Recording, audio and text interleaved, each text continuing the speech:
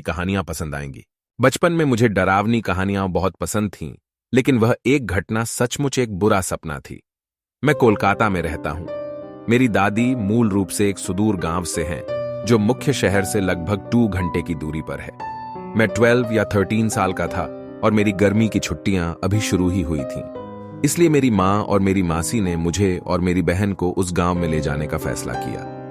अब सबसे पहले उस स्थान का वर्णन करते हैं। वह जगह बहुत सारे पेड़ों, झाड़ियों और झाड़ियों से बहुत हरी भरी थी। प्रत्येक परिवार के पास अपने निजी तालाब है। वहां की आबादी इतनी कम है कि अगर सभी एक जगह इकट्ठा हो जाएं, तो आप 1 मिनट के अंदर उनकी गिनती पूरी कर सकते हैं। वहां एक अधूरी इमारत थी। लोगों का कहना है कि यह भुतहा है और इसीलिए इसका निर्माण कभी कोई पूरा नहीं कर सका। मैं और मेरी बहन ये सब समझने के लिए बहुत छोटे थे, इसलिए हमें उस क्षेत्र में जाने की मनाही थी। लेकिन हम तो वैसे ही जिद्दी बच्चे थे। जब हमने निषिद्ध शब्द सुना तो हमें पता चल गया कि हमारा अगला मिशन क्या था। ऐसी ही एक दोपहर, जब सब लोग दोपहर का भोजन करने के बाद सो रहे थे, मैं और मेरी बहन चुपचाप अपने घर से भाग निकले और खेलने के लिए वहां चले गए। ये 2 मंजिला इमारत मानी जाती थी, लेकिन जैसा कि मैंने कहा, यह अधूरी थी, इसलिए कुछ सीढ़ियां ही बनाई गई। हम मौज मस्ती कर रहे थे, तभी हमें एक तेज आवाज सुनाई दी। हम डर गए थे और हम जानते थे कि अब भागने का समय आ गया है। लेकिन जैसे ही हमने भागने की कोशिश की, मेरी बहन कुछ चट्टानों पर फिसल गई और गिर गई। हालात बदतर होते जा रहे थे। मैंने उसे उठाने की कोशिश की, लेकिन वह हर गुजरते मिनट के साथ भारी होती जा रही थी।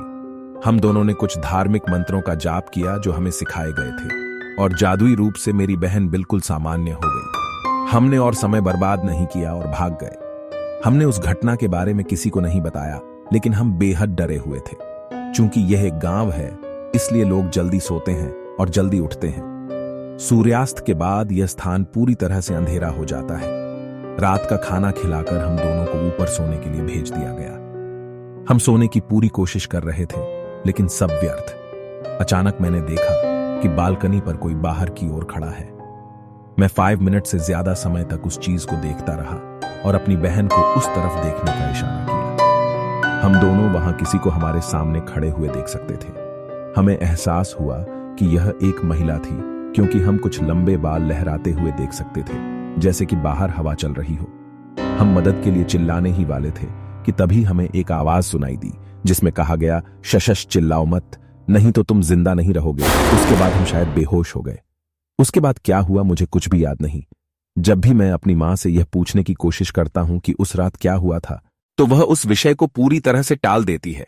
अब 6 साल बाद जब मैं दोबारा उस जगह पर गया, तो मुझे पता चला कि उस इमारत में एक महिला की हत्या कर दी गई थी, और तब से इसे भुतहा कहा जाता है। तो दोस्तों, ये थी एक सच्ची कहानी, और यह है उस जगह की असली तस्वीर।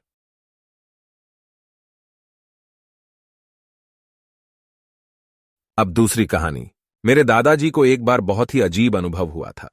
यह 1960 के दशक में ग्रामीण भारत में हुआ था। मेरे दादा दादी एक छोटे से गांव में मिट्टी और ईंटों से बने घर में रहते थे। उनके सामने वाले दरवाजे के पार एक और घर था जो हर समय बंद रहता था।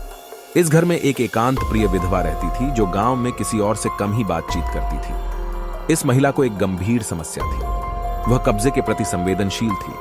भारत में यह धारणा है कि एक निश्चित ज्योतिषीय चिन्ह के तहत पैदा हुआ व्यक्ति अलौकिक बातचीत के प्रति अधिक संवेदनशील होता है। यह बेचारी महिला उनमें से एक थी। हर रात यह महिला वशीभूत हो जाती थी और उसके बंद दरवाजों के पीछे से अनोखी चीखें सुनी जा सकती थी। अंदर क्या हुआ किसी को पता नहीं चला। एक रात तो चीखें बहुत भयावह हो गई। गड़गड़ाहट की आवाज और तेज चीख के साथ दोहरी आवाजें सुनी जा सकती थी। ग्रामीणों ने हिम्मत जुटाई और जांच करने का निर्णय लिया।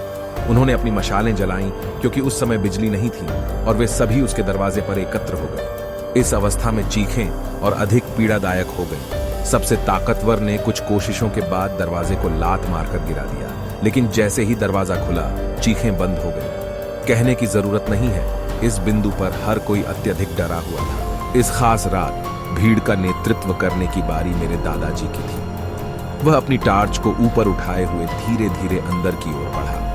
मशाल की लौ ने मेरे दादाजी के लिए एक समय में एक छोटा कदम उठाने के लिए पर्याप्त जगह रोशन कर दी। जैसे ही वह आगे बढ़ा, उसे एक भयानक आवाज सुनाई दी। एक खड़खड़ाहट, गड़गड़ाहट, गड़गड़ाहट की आवाज। वे सब ठिठक गए। मेरे दादाजी ने धीरे से टॉर्च को आवाज की दिशा में घुमाया और वह वहां एक कोने में बैठी थी, खून से सने कपड़े पहने हुए, बाल बिखरे हुए थे। एक जबरदस्त बदबू ने उन सभी पर काबू पा लिया। वह गंदगी के ढेर में बैठी थी। वह एक युवा मुर्गी को काट रही थी और उसका मांस नोच रही थी, जिसे उसके घर में भटकने का दुर्भाग्य मिला था। जैसे ही उसने बेचारे पक्षी के कच्चे शव को कुतरना शुरू किया, उसके मुंह से खून और आंतें बहने लगी। फिर वह अचानक रुक गई और धीरे धीरे मेरे दादाजी से नजरें मिलाने लगी। उसकी आंखों का सफेद भाग एकदम पीले रंग का था और उसके लेंस का रंग राख जैसा भूरा था। मेरे दादाजी को वे आंखें आज भी याद हैं। फिर इससे पहले कि वह प्रतिक्रिया कर पाता, वह अप्राकृतिक गति से उस पर झपटी और सीधे उसकी जांघ पर काट लिया। मेरे दादाजी एक चीख, पसीने और हांफने के साथ उठे। हाँ, यह एक दुःस्वप्न था, लेकिन यह कोई दुःस्वप्न नहीं था। जैसे ही मेरे दादाजी ने पानी का वह जग उठाया जो वह हमेशा अपने बिस्तर के पास रखते थे, उन्हें अपनी जांघ में चुभन महसूस हुई। उसने एक तेल का दीपक उठाया और उसे अपनी जांघ पर रखा और देखा, काटने का निशान वहां था, स्पष्ट और हरा। कहने की जरूरत नहीं है, इससे गांव के सभी लोग घबरा गए। ग्रामीणों ने नकारात्मक ऊर्जा को दूर रखने के लिए पवित्र अनुष्ठान किए और उन्होंने अपने बीच प्रेतबाधित घर के साथ रहना सीख लिया। ग्रामीण कभी भी सूर्यास्त के बाद या घर के नजदीक, यहां तक कि दिन के दौरान भी बाहर नहीं निकलते थे। आखिरकार समय के साथ चीखें भी खत्म हो गईं और महिला भी। अधिकारियों ने विधवा के स्वयं क्षत विक्षत शरीर को घर से हटा दिया। घर को तोड़ दिया गया और जला दिया गया।